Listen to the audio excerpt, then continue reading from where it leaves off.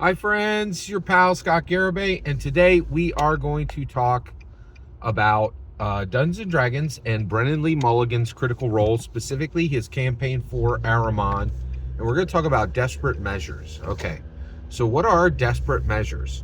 So Desperate Measures is a new set of it is a set of rules changes that Brennan Lee Mulligan has set into place. He's saying, okay, we all have our 2024 core rule books.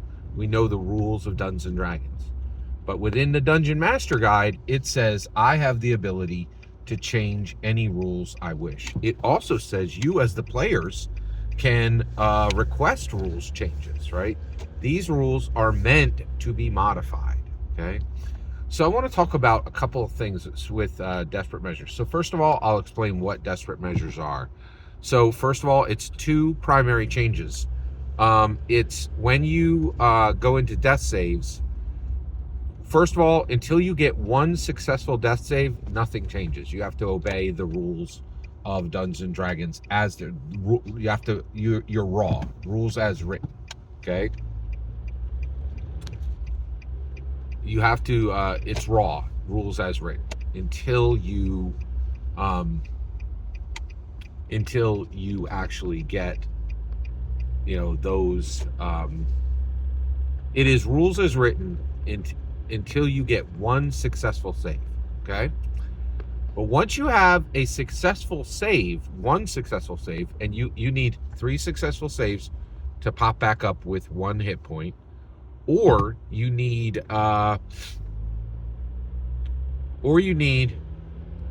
3 successful save, or you need 3 failed saves, and then you die. Okay, now if you roll 1 successful save or one failure, okay, then what will happen is that then if you roll a natural 1, you die.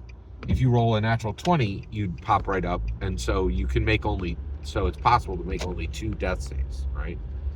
So his rule is, once you have 1 successful save, you have 2 options.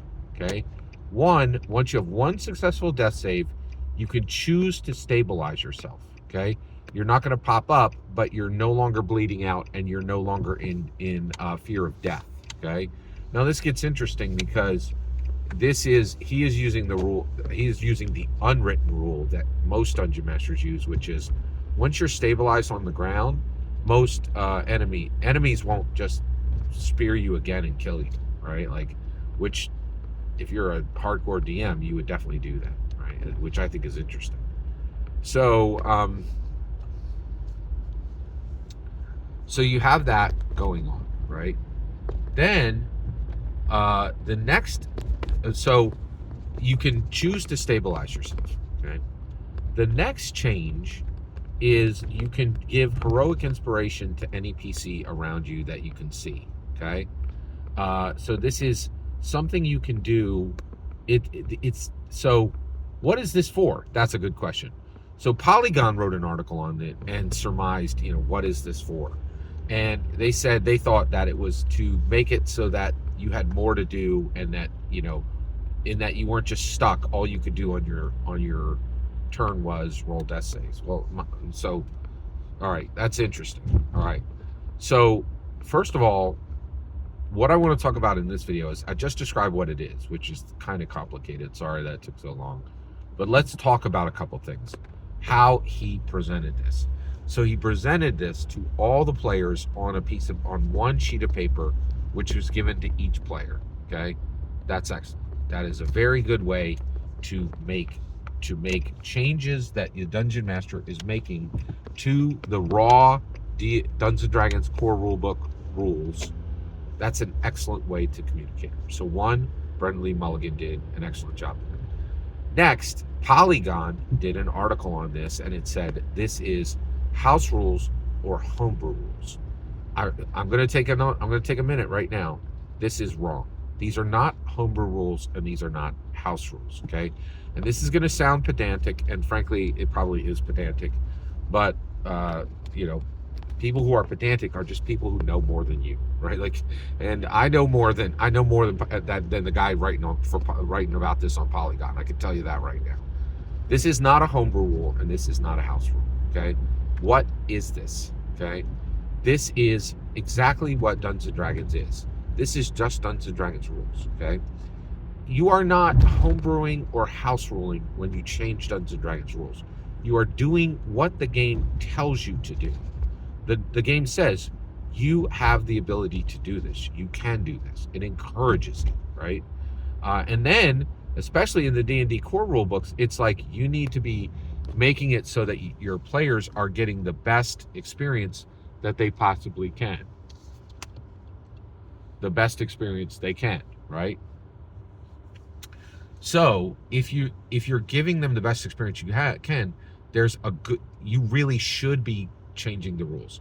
Now, that's just semantics, Scott. First of all, anytime you hear somebody say that's just semantics, that person is an idiot. No one who is not an idiot uses the term uses the term semantics.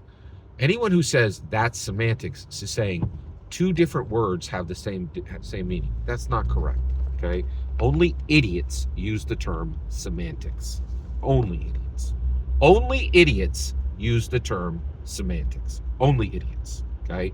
It is a ridiculous, horrible, useless word. It's like, oh, well, these two words, even though they're different, mean the same thing. No, it means you're an idiot. That is, the term semantic has a purpose. It doesn't have a purpose to communicate its definition from the dictionary. It has the purpose of saying this person is an idiot, right? Do not listen to them any longer, okay? So it's not homebrew rules, it's not house rules. It is simply Dungeons and Dragons.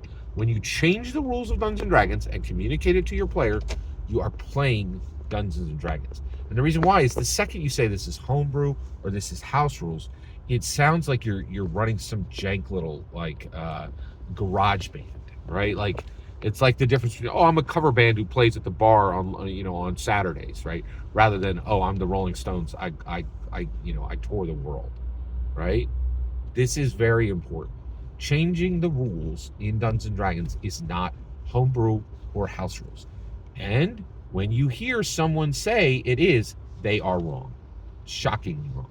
And then just one last thing. Anyone who uses the term semantics is an idiot. Stop listening to them immediately on every single important subject. Treat them with respect and kindness as a human being, but don't listen to anything they have to say. Anyone who uses the term semantics is an absolute shocking, unmitigated, unrepentant idiot. Every single word you just heard in this video is my humble opinion. Nothing more, nothing less. The important part is when I get to hear your humble opinion. When you get in the comments and send your traffic. Please consider liking, subscribing, and have a fetch millennium.